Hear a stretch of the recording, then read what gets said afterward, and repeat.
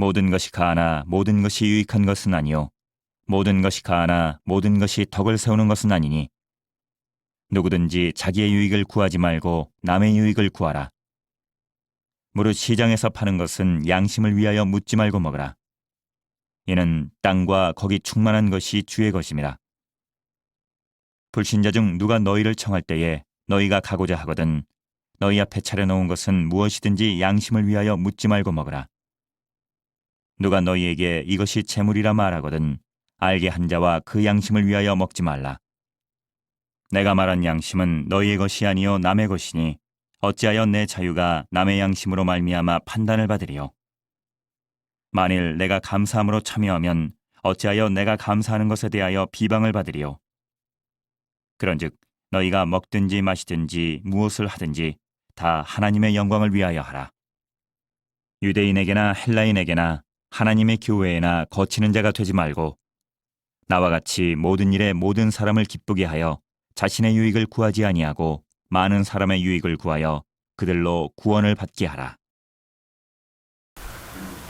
자, 우리가 읽은 오늘 본문은요, 고린도전서 전체 말씀 가운데서요, 자유에 대한 내용입니다. 크리스천의 자유예요. 여러분, 자유가 뭐라고 생각하십니까? 다양한 의견이 있으실 것 같아요. 그러면 한 가지 더 여쭤보겠습니다. 애들이 왜 그렇게 빨리 어른이 되고 싶어 합니까? 이유는 단 하나죠. 내 맘대로 뭔가 하고 싶다 이거잖아요. 그리고 자기 마음에 하고 싶은 대로 하는 게 자유라고 생각합니다. 그런데 어른이 되고 나서요, 따져보니까 내 맘대로 할 수 있는 일보다 내 맘대로 할 수 없는 일들이 훨씬 많다는 것을 우리는 생활에서 깨닫게 됩니다. 그러면서 자유롭게 놀고 있는 애들 보면 어떤 생각이 드십니까? 참 좋은 때다라고 생각하시게 되죠. 그러면요, 내 마음대로 하는 것이 자유가 아니다라는 것에 대해서 우리가 생각할 수가 있어요. 그러면 자유에 대해서 이렇게 생각해 보면 어떨까요?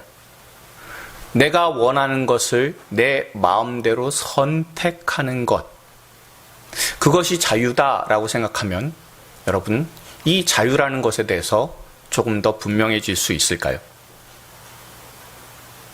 내가 원하는 것을 내 마음대로 선택하는 것처럼 자유에 대해서 잘 알려주는 말은 없을 겁니다. 그런데요, 사람이 자기가 원하는 것을 자기 마음대로 아무 거리낌 없이 선택하기 위해서 필요한 게 있어요. 뭘까요? 내가 원하는 것이 명품백이에요. 그래서 내가 그 마음대로 그 백을 얻고 싶으면 뭐가 필요하죠? 네, 돈이 필요해요. 내가 오늘 저녁에 별미인 상어 지느러미 요리를 한번 먹어보겠다라고 선택을 해도요, 그 선택을 우리가 그대로 할 수 있게끔 하는 것은 결국 돈입니다. 그러니까 내 마음대로 내가 원하는 것을 선택하기 위한 그 자유를 누리려면 필요한 것이 곧 재물, 돈입니다. 그렇다면 물질에 따라서 내 자유가 늘어나기도 하고 줄어들기도 한다라는 거죠. 혹은 더 좋은 것을 가지기도 하고 더 나쁜 것을 가지기도 하며 아니면 아예 가지지도 못한다라는 것을 생각해 보면 내가 원하는 대로 내가 마음대로 선택하는 것, 그것이 자유라고 할 수가 없음을 우리가 알 수가 있어요. 그리고 자유에 대해서 생각해 보면요, 돈이 아니라 이런 때도 있어요. 내가 원하는 대로, 내가 요구하는 대로 선택을 하지 못하고요, 사회에 의해서 아니면 다수의 선택에 의해서 혹은 부모나 가정에 의해서 내가 원하는 것이 아니라 여러 사람이 원하는 것을 어쩔 수 없이 선택해야 되는 경우도 있어요. 요즘과 같이 코로나19 시대에 백신을 맞고 마스크를 쓰는 것을 한번 생각해 보십시오. 코로나19가 한참 지독할 때요. 누구나 다 백신을 맞아야 됐고요. 그리고 KF94 마스크를 쓸 수밖에 없었습니다. 근데 저도 백신을 다 3차까지 맞았는데 근데 코로나 걸려봤어요. 그리고 KF94 마스크를 쓰고 다니면 굉장히 답답하잖아요. 그리고 나서는 사회가 바라는 것, 다수의 선택에 의한 내 개인의 욕구와 정말 많이 차이가 있구나라는 것을 생각해 보게 됩니다. 그러니까 자유는요, 물질이라는 것, 돈에 의해서 제약을 받게 돼요. 그리고 또한 내가 원한다 하더라도 다수가 원하지 않으면 내가 그것을 선택할 수 없어요. 그러니까 내가 가진 재물만큼 그만큼만 자유를 누리게 되니까요.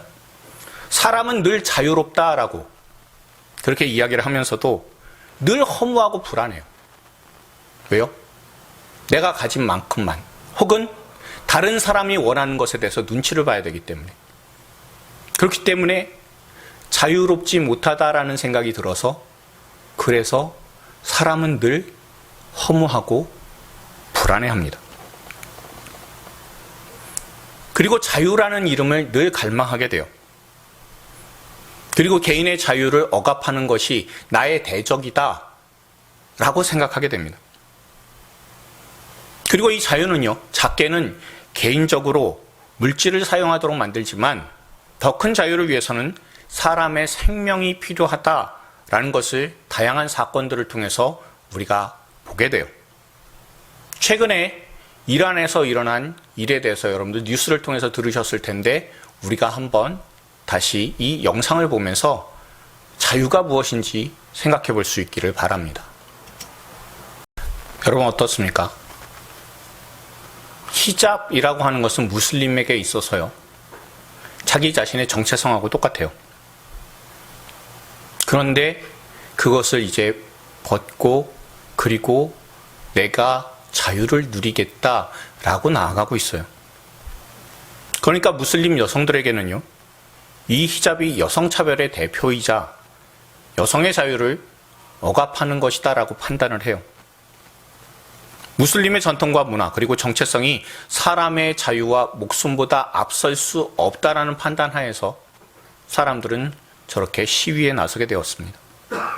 그리고 자신의 목숨이 위태함에도 불구하고 시위를 끝까지 행하고 있음을 우리가 알 수가 있고, 또한 아무리 폭력이 심하다 할지라도 거기에 굴하지 않고 시위가 확산되고 있음을 우리가 볼 수가 있습니다. 그러니까요, 사람에게 있어서요, 자신의 목숨보다 훨씬 더 중요한 것을 자유라고 사람들은 인식하고 있는 겁니다. 오늘 본문을 기록한 사도 바울도요, 사람의 자유를 위해서 평생을 헌신한 사람이에요. 그런데 사람을 억압하는 것이 무엇이냐라는 것에 대해서요, 관점이 아주 다른 사람입니다. 세상은 자유가 물질이나 아니면 관습, 전통, 다수의 선택에 의해서 억압되는 것을 반대하고 내가 욕구하는 대로, 내가 원하는 대로 선택하는 것이 그것이 자유다라고 사람들을 믿고 생각해요. 그런데 사도 바울은 어떻습니까? 사람의 참된 자유를 억제하고 또한 제한하는 것이 죄다라고 분명히 말씀을 통해서 전하고 있어요.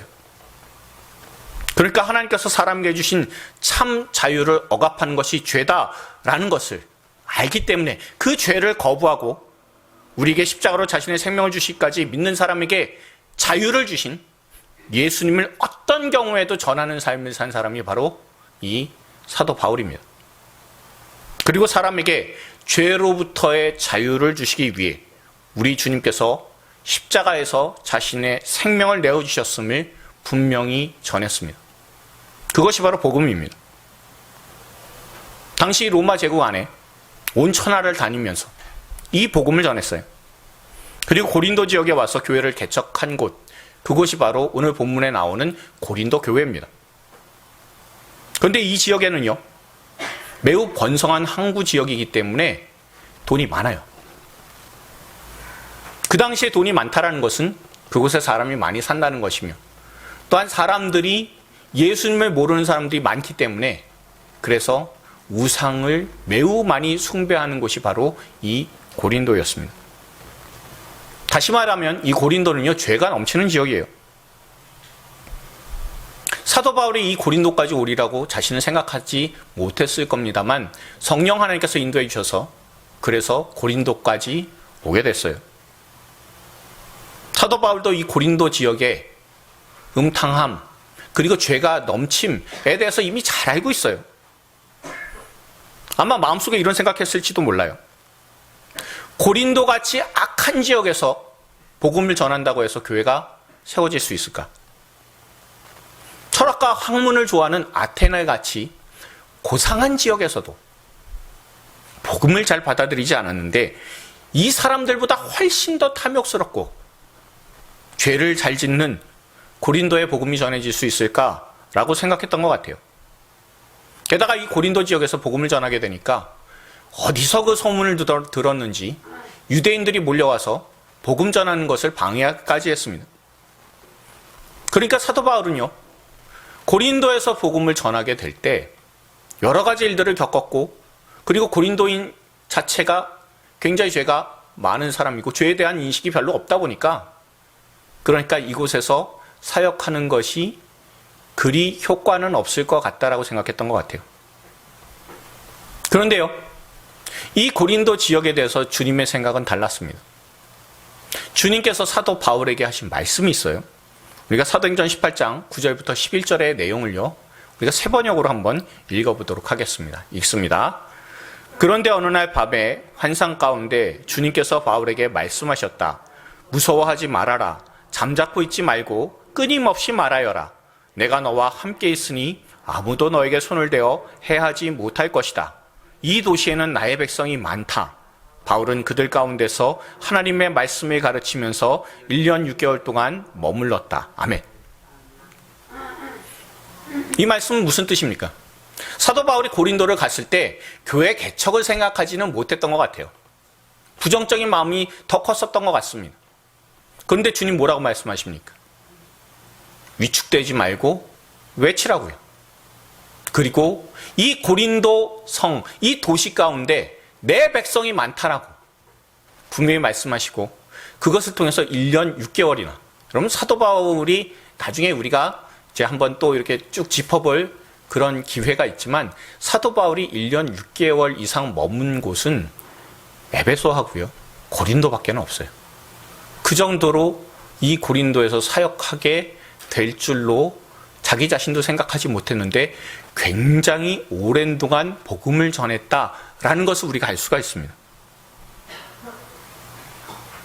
하지만 조금 전에도 말씀드린 것처럼요, 이 고린도라는 도시는요, 굉장히 죄가 많은 곳이에요.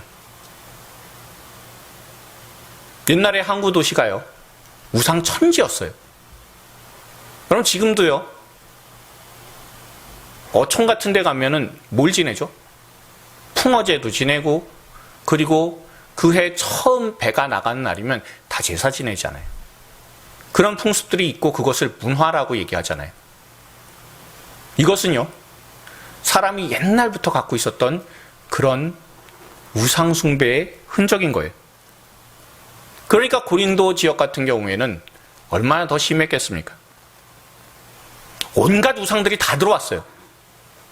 왜냐하면 항구 도시에는 여러 지역, 여러 나라의 사람들이 다 들어오잖아요. 그러니까 자기가 섬기는 신들을, 우상들을 다 들고 온 거예요. 그러니까 어떻겠습니까? 너무나 영적으로 음란하고 영적으로 어두운 도시가 바로 고린도였다라는 것을 우리가 알 수가 있어요. 그런데 문제는요, 이 고린도 지역에 있는 사람들이 교회 안에 들어왔는데, 그런데 그 사람들 자체가 워낙에 예전부터 죄를 짓고 우상 숭배하는 것이 생활화되어 있기 때문에, 그래서 교회 안에 들어와서도 옛날 버릇 그대로 교회 생활을 하고 있었던 겁니다. 그러니까 고린도전서를 이렇게 읽어보다 보면 이게 교회가 맞을까 싶은 내용들이 많이 등장을 해요. 교회 안에서요, 교인들끼리 바람이 났어요. 교회 안에서요, 서로 다툼이 있는데 서로 은혜 가운데 해결하지 못하고 세상에 나가서 법정에 소송을 하는 상황도 발생을 했습니다. 그리고 성만찬을 하는 날이 왔어요. 그러면 성만찬을 하게 될 때 그때에 먼저 온 사람들이 자기들 마음대로 다 먹은 거예요. 특히 귀족 같은 사람들은 일 안 하잖아요. 그러다 보니까 먼저 와서 다 먹어치우고 나중에 가난한 사람들이 일 열심히 하고 왔는데 먹을 게 없는 그런 상황이 발생을 하기도 했고요. 또한 이걸로서 끝나지 않고요. 영적인 일에도 서로 다툼이 있어요. 뭐냐면요. 하나님께서 우리에게 은사 주시잖아요. 그런데 은사를 가지고 네 은사는 좋고 내 은사는 나쁘다. 그래서 너무 속상하다라고까지만 하면 괜찮은데 그런데 이런 것도 있어요. 내 은사는 좋고 네가 가진 은사는 별거 아니네 라고 해서 그 은사 때문에 다투게 됐습니다. 그러니까요. 사도 바울이 이 고린도 전서를 썼다라는 건요. 지금 현재 고린도에 없다는 거잖아요. 그렇죠? 그러면 이 고린도 전서를 썼다라는 것은 뭐냐면 그 교회의 질서가 다 흩어졌기 때문에 그래서 온전한 질서를 알려주기 위해서 이 고린도 전서를 기록했다라는 것을 우리가 알 수가 있어요. 그런데 오늘 본문은요. 고린도 교회의 질서를 잡기 위해서 자유에 대해서 이야기를 합니다. 여러분 여기까지만 오면 대충 어떤 의미인지 아실 거예요. 그러니까 자유가 아니라 거기는 뭐예요? 방종인 거예요. 그러니까 질서를 잡아줘야 되는 거잖아요. 그렇죠? 그런데 먹는 것을 가지고 질서에 대한 내용들을 이야기를 하게 돼요. 오늘 본문 25절처럼 먹을 것에 대해서 거론을 하고 있습니다. 사도 바울이 먹는 것에 대해서 분명한 기준을 가지고 있는데요. 그것이 바로 오늘 본문 앞에 있는 8장 8절의 말씀입니다. 이 말씀 우리가 공동번역으로 한번 읽어보도록 할게요. 읽겠습니다. 음식이 우리를 하나님께로 가까이 나가게 해주는 것은 아닙니다. 그것을 안 먹었다고 해서 손해될 것도 없고 먹었다고 해서 더 이루을 것도 없습니다. 아멘. 무슨 뜻입니까? 다시 말하면요. 우리가 먹는 것 때문에 영적으로 손해가 있거나 이득이 있거나 그런 건 아니라는 거예요. 그리고 이 말씀의 기준은 우리 주 예수님께서 하신 말씀, 이 말씀에서 나오는 겁니다. 우리가 마태복음 15장 11절 말씀 한번 읽어볼게요. 읽습니다. 입으로 들어가는 것이 사람을 더럽게 하는 것이 아니라 입에서 나오는 그것이 사람을 더럽게 하는 것이니라. 아멘. 그러니까 이 말씀이 있기 때문에 먹는 것 가지고 영적으로 유익이 있고 손해가 있고는 아니다라는 것을 분명히 사도 바울은 밝히고 있어요. 그런데요. 이 먹는 것 때문에 고린도 교회에 문제가 생겨요. 특히 우상에게 바쳐졌던 고기를 먹어서 그 먹는 것을 본 사람이 시험에 들게 됐습니다. 그러니까 고린도 교회 나온 지 얼마 안 된 사람일 거예요. 교회 얼마 나오지 않은 사람이 다른 교인을 봤어요. 시장에서 고기를 사 먹어요. 그래서 고기를 사 먹기 때문에 그걸 보고 마음에 시험이 들었다는 거예요. 교회 다니면은 육식은 끊어야 됩니까? 이 얘기가 아니에요. 여러분 옛날에는요. 시장에서 고기를 팔게 될 때요. 어떤 고기들이냐 하면 주로 우상에게 제물로 바쳐졌었던 고기들이에요. 다시 말하면 마음껏 소고기, 양고기, 돼지고기, 닭고기 그런 것을 먹을 수 있던 시절은 아니다라는 거예요. 우리는요. 우리가 가진 돈이 있으면 거기에 맞춰서 아니면 내 식성에 맞춰서 마트 가서 고기를 사다가 요리를 해서 먹어요. 아니면 배달시켜 먹죠. 그런데 예전에는요. 시장에서 파는 고기들이요. 우상신전에 바쳐졌었던 제물들이에요. 그러니까 그날따라 고린도 신전에 우상신전에 소가 많이 바쳐졌어요. 그러면 그 소고기가 다 시장으로 나가요. 그러니까 우리가 생각할 때요. 그거 다 태워서 드리는 거 아니야? 그거 아니에요. 그러니까 희생제사를 자기들도 드리기는 하는데 그때 바쳐졌었던 거는 다 어떻게 돼요? 거기에서 시장으로 내보내면서 팔아야죠. 그래야지 신전도 유지될 거 아닙니까? 그러니까 우상 제물에게 고기가 바쳐졌었던 거고요. 일부 돈 많은 귀족만 자기 마음대로 고기를 사 먹거나 아니면 자기가 기르는 양이나 소를 잡아먹었다고 해요. 평민들이 고기를 접하는 것은 쉽지 않았었던 것으로 보입니다. 그런데 고린도 교회에 나온 어떤 사람이요, 믿기 시작한 지 얼마 안 된 교인이 시장에서 고린도 교회 교인을 봤어요. 너무 반갑잖아요. 그래서 가서 권사님 하려고 갔는데 고기 사 먹는 거예요. 그것도 우상에게 바쳐졌었던 고기요. 그러니 그 성도의 충격은 어떻겠습니까? 아니, 예수 믿는 사람이 어떻게 우상에게 바쳐진 고기를 먹을 수가 있지? 라는 것에 충격을 받을 수밖에 없어요.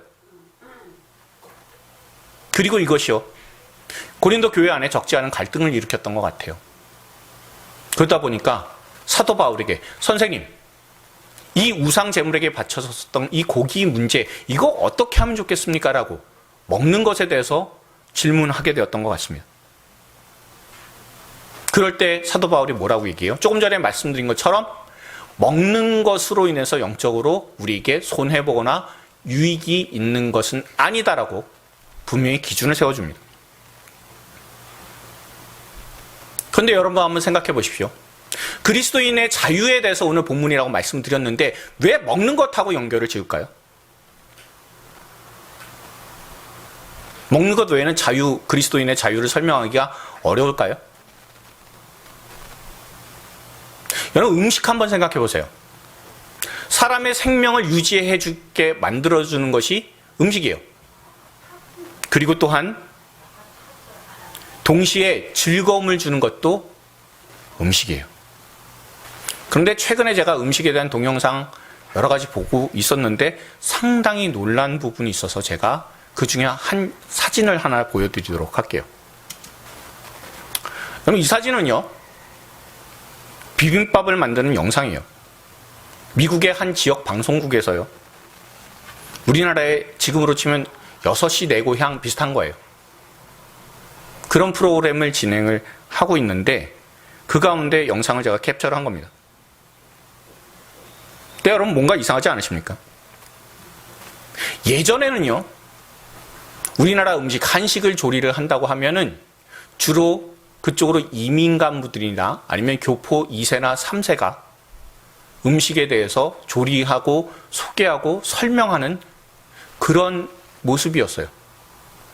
근데 저기 잘 보십시오. 여러분들 보시기에 왼쪽에 있는 사람이 흑인이 요리사예요. 그리고 오른쪽에 있는 백인은 리포터입니다. 다시 말하면 우리나라 사람하고 전혀 상관이 없는 사람이 비빔밥을 만들고 소개하는 영상을 만들어서 올리고 있어요. 저 생각보다 인터넷에 굉장히 많습니다. 오이김치 해먹는 영상도 있고요. 그리고 전혀 우리가 생각하지 못했었던 막걸리 만들어 먹는 영상까지도 나와요. 그러니까 저 음식 영상을 보면서 그저 음식에 대한 소개와 만들어 먹는 그 알려주는 정보의 영상임에도 불구하고요, 저걸 보면서 어떤 생각이 드십니까? 이상하게 뿌듯하죠. 그렇지 않습니까? 아, 한식이 세계화가 많이 됐구나 라는 것도 있지만, 그렇지만 야, 우리나라 음식이 저렇게까지 사람들이 호응을 해준다? 그리고 방송을 탄다? 그것도 외국인이 조리하는 영상이 나온다? 라고 하는 것은 너무나 놀라운 거잖아요. 다시 말하면요, 신기하다 이거를 알려드리는 것이 아니라 우리가 먹는 것을 생각하면요, 이 먹는 것이 우리의 마음과 생각을 매우 예리하게 자극한다는 것을 우리가 알 수가 있어요. 오늘 본문에 나오는 고린도 교회에 일어난 다양한 문제가요, 왜 꼭 그래야만 하냐고. 내가 교회 다니기 전에는 훨씬 더 자유로웠던 것 같은데 왜 교회 다니면서 이렇게 불편한 게 많아졌어? 라고 하는 것과 다 관련이 있어요. 가령 음행의 문제를 생각해 보십시오. 교회 다니기 전에는요, 자기 자신의 마음에 맞는 사람과 관계를 가지는 것에 대해서 별 문제가 없었을 거예요. 또한 자신한테 피해가 생겼으면요, 당연히 법정에 가서 고발하는 것도 마땅했어요. 그런데 교회를 다니니까요, 자기 하고 싶은 대로의 자유가 다 사라졌습니다. 이전에는요, 내가 가진 돈이면 얼마든지 할 수 있어요. 내가 하고 싶은 대로 소비하면서 살았을 거예요. 내 욕구에 따라서 산 것, 내가 원하는 대로 산 것이 전혀 죄가 되지 않았었어요. 그런데 예수님을 구주로 고백하기 시작하면서 이 모든 게 죄라는 사실에 대해서 알게 되었습니다. 그리고 그 죄로 인해서 자신이 자유라고 생각했던 게 다 사라지게 되었어요. 그러면 교회 다니면서 생각하는 사람들이 두 가지 부류가 생기겠죠. 하나는 자유를 내가 억압당한다라고 해서 불편해하는 사람이 있을 수도 있고요. 또한 거리낌 없이 예전에 하던 대로 하는 사람들도 있을 겁니다. 이에 대해서 사도 바울이 오늘 본문 23절과 24절에서 이렇게 얘기해요. 그리스도인은 누구든 자유롭게 내 마음대로 할 수 있지만 그게 다 누구에게나 좋은 건 아니라고. 자유가 허용된다고 해서 날 위해 사용하는 것이 아니라 다른 사람의 자유도 존중하는 것에 대해서 그 자유를 사용하시라고. 그렇게 분명히 권면하고 있습니다.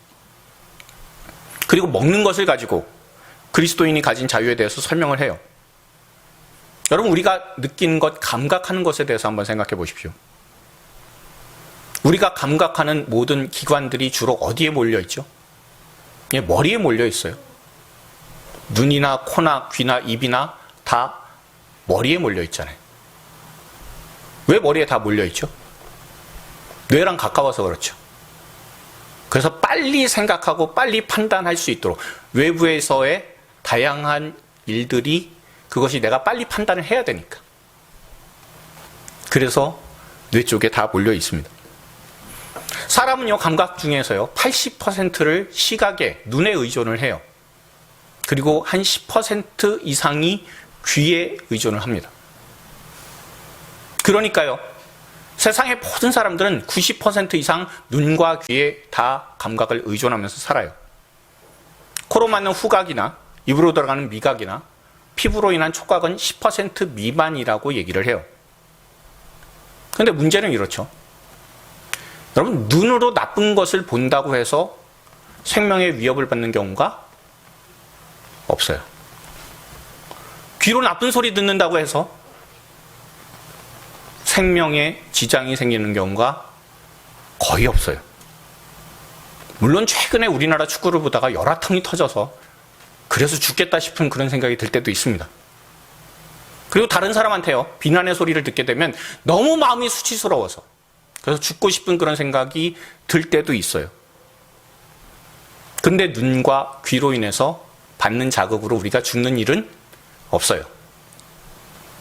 그런데 여러분, 우리가 냄새 맡는 것, 그리고 입으로 먹는 것은 죽을 수 있어요. 그렇죠?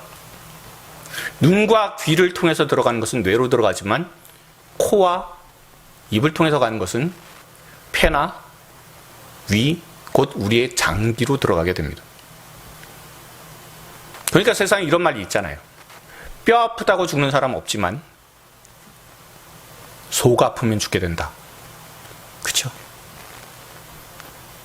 그러니까 사도 바울이요, 먹을 것에 대해서, 자유에 대해서 이야기하는 것은요, 별것 아닌 것처럼 우리가 생각할 수도 있긴 하지만 이 먹을 것이 사람에게 치명적인 것처럼, 그러니 이 자유는 우리에게 굉장히 치명적일 수 있다, 중요하다는 것을 이야기하고 싶어요.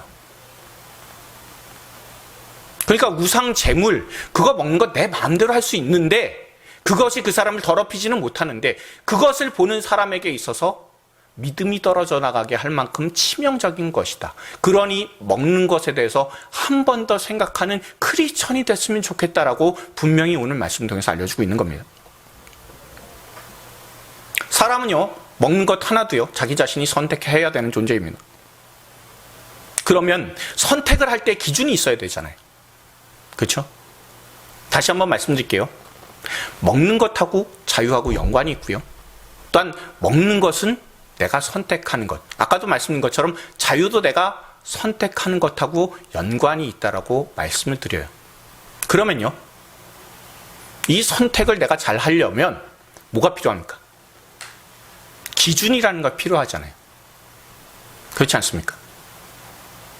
여러분들의 기준이 있기 때문에 여러분들 나름대로의 여러분들 옷을 입으시고 또한 여러분들이 좋아하는 음식을 드시고 그러잖아요. 다 여러분들의 기준이 있기 때문에 그런 것 아닌가요?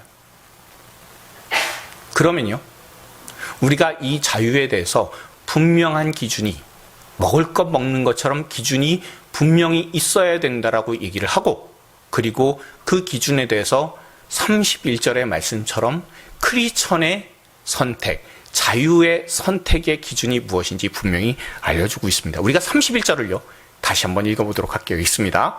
그런즉 너희가 먹든지 마시든지 무엇을 하든지 다 하나님의 영광을 위하여 하라. 아멘.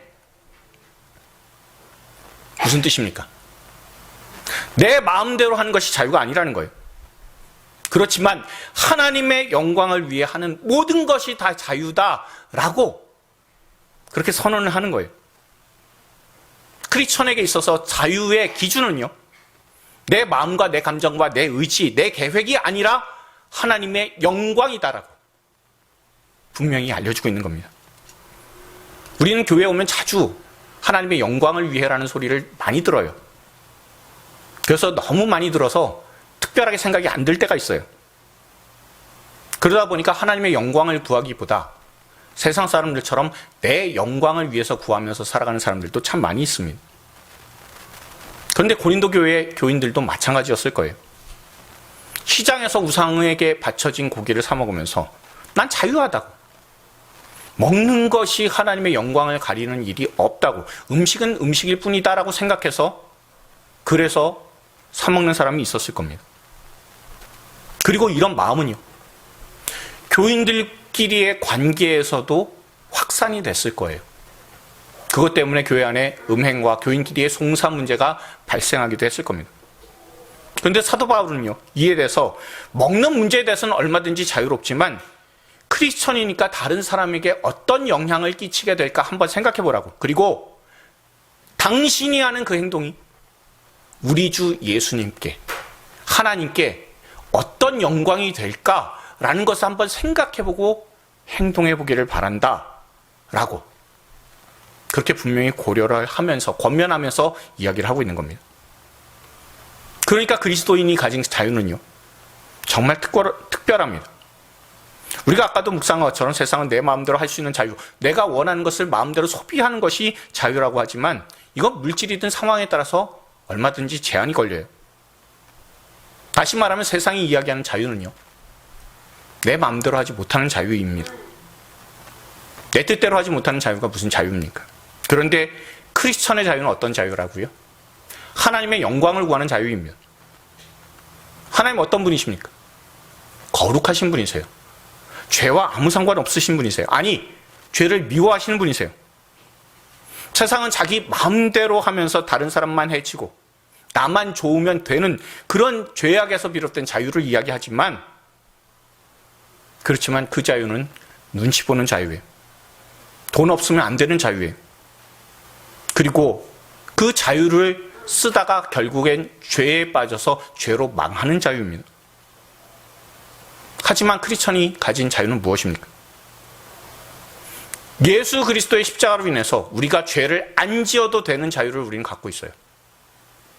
하나님의 영광을 위해서 살아가니까요, 죄 안 지어도 되는 자유를 저와 여러분들이 갖고 있음을 꼭 기억할 수 있길 바랍니다.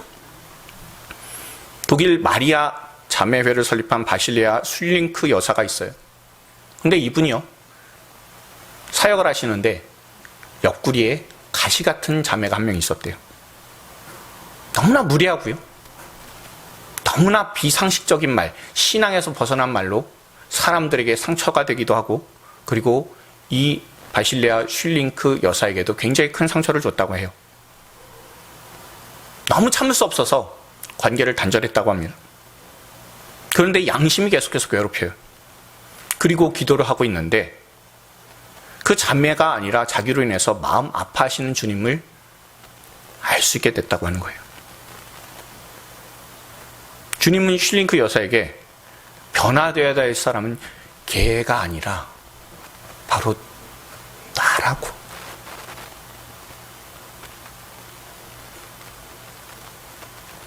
주님의 계명 중에 가장 큰 것이 내 이웃을 내 몸과 같이 사랑하라 라고 하신 말씀 아니냐고. 근데 그 자매를 향한 사랑이 너는 어디 있냐고. 이 자매가 굉장히 불안정하기 때문에 그래서 어쩔 수 없이 그렇게 행동할 수밖에 없는데 그것은 네가 받아들여야 되는 건 아니냐고. 이렇게 성령을 통해서 하시는 말씀에 순종을 했고요. 그리고 그대로 행했습니다. 근데 문제는요, 이 다음에 발생을 했어요. 그렇게 하나님의 사랑을 가지고 나갔는데 그 자매가 또다시 악한 말, 독한 말, 이 모든 것들을 다 쏟아놓는 겁니다. 근데 이때를 놓고요, 이 바실레아 슐링크 여사가 책을 통해서 이렇게 회상을 했습니다. 그녀가 나에게 분노의 말을 쏟아놓았을 때 우리가 서 있었던 장소를 아직도 기억합니다. 그때 나 자신도 놀랍게 느껴지는 정도가 화가 나기보다 내 안에 긍휼과 자비로운 사랑이 솟아나는 것을 느꼈습니다. 이전에는 오직 상대방이 무엇을 한 것과 그가 내게 잘못한 것만 보았는데 갑자기 내 잘못을 보게 되었고 내가 죄인인 것을 깨달으며 그녀에게 용서를 구할 수 있었습니다. 그리고 이렇게 진심으로 해야 된다는 느낌이 있었고 이것이 그녀의 마음을 열게 만들었습니다. 그리고 시간이 지나면서 그녀와의 관계는 점점 더 좋아졌고 그녀도 완전히 변했습니다. 라는 거예요. 이 내용에서 우리가 알게 되는 것은 무엇입니까? 이것이 바로 하나님의 영광이라는 겁니다. 죄를 짓지 않을 뿐만 아니라 본문 33절처럼 내가 다른 사람을 위해 유익을 구하는 것, 다시 말하면 내가 가진 자유를 다른 사람에게 사용하는 것, 거기까지 나아갈 수 있는 것이 바로 하나님의 영광이고 그리스도인이 가진 자유를 사용한다는 겁니다. 제 아내가요, 제가 결혼한 지 얼마 안 됐을 때 저한테 별명을 하나 붙여줬어요. 미라클리입니다. 기적의 이시 이게 아니에요. 이 기적이에요. 제가 굉장히 이기적이에요, 사람이요. 그렇기 때문에 이기적이라고 미라클리라고 저한테 별명을 붙여줬어요. 그런 사람을 하나님께서는 목사로 사용해 주셔서 예수님의 사랑을 전할 수 있는 사람으로 바꿔주셨습니다. 날 위해서 살아가는 것이 아니라 하나님의 영광을 위해서 살아갈 수 있도록 주님께서 놀라운 은혜를 베풀어 주셨어요. 나 자신을 위해서 살다가 내 죄만 쌓는 인생이 아니라 그 죄에서 벗어나서 죄에서 자유로워져서 하나님의 영광을 위해서 살아가는 모습으로 바꿔주셨습니다. 그러니 저와 여러분 모두가요, 우리의 삶의 목표를 다시 한번 생각해 볼 수 있길 바랍니다. 다시 한번 하나님의 영광으로 내 삶의 목표를 수정할 수 있는 저와 여러분 되기를 소망합니다. 하나님의 영광을 내 삶의 목표로 바꾸면요, 그러면 크게 바꿔야 되는 분도 있고 조금만 수정하시면 되는 분도 있을 거예요. 그러나 우리 산정목 교우라면 오늘 말씀처럼 먹든지 마시든지 무엇을 하든지 다 하나님의 영광을 위해서 하자라고 다짐하고 결단하며 그렇게 살아가며 내가 가진 자유를 다른 사람들을 위해서 사용하고 다른 사람들이 죄에 빠진 것에 대해서 그것을 억제시켜주고 그것이 복음임을 분명히 전함으로 죄와 상관없는 사람으로서 살아가고 또한 다른 사람도 그렇게 만들어가는 저와 여러분들이 다 될 수 있길 바랍니다. 다시 한번 말씀드립니다. 우리가 가진 자유는요, 내 마음대로 하는 자유가 아니라 죄 짓지 않아도 되는 자유가 있습니다. 그러니 그 죄 짓지 않아도 되는 자유, 곧 하나님께 영광을 올려드리는 그 자유로 하나님께 늘 기쁨이 되고 주님의 은혜를 받는 저와 여러분들이 다 될 수 있기를 주님의 이름으로 축원드립니다.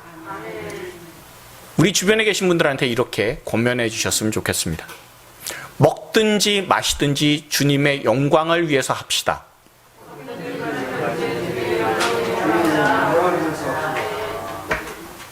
자, 한 번만 더요. 그래서 날마다 참 자유를 누립시다.